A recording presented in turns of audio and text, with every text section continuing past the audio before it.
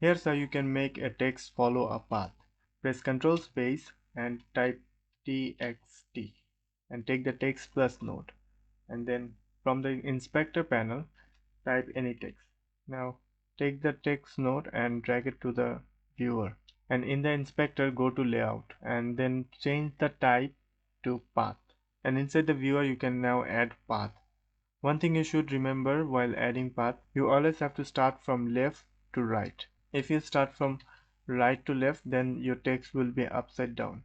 So keep that in mind and start from left. After you add your path, then go to the first frame. By using this dialer, you can animate the path. So let's start from here and add a keyframe, and let's go to the last frame and then animate it throughout the path. Now go to the spline panel and select the text node and make sure these boxes are checked and zoom to fit. Ctrl A to select all and press S to smooth the keyframes, and then you will get this smooth animation. And that's how you can make a text follow a path. But here's the bonus. You can do the exact same thing from the edit page. Let's go to the edit page, press Shift 4 to go to the edit page, and from the effects panel and then titles, take the text plus effect and then select it, take some text and then go to layout, type to path, and then you can add the path. But wait, I can't add any path. Don't panic. Under the viewer, click on the drop down and select fusion overlay.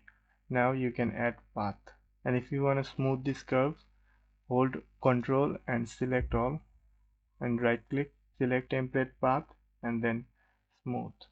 It will smooth the keyframes, and now you can just animate it like you did it before.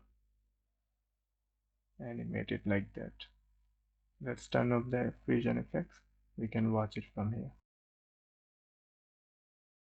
If you want to smooth the animation, you don't get the spline panel in the edit page. You have to do that from the fusion page. You can right click on this clip and click open in fusion, or you can go to inspector and then titles. You can select this icon and it will take you to the fusion. So that's it. I hope you like this tutorial, and if you didn't watch my previous video where I showed you how to make this line animation, you can check this video out, and I will see you in the next video. Bye bye.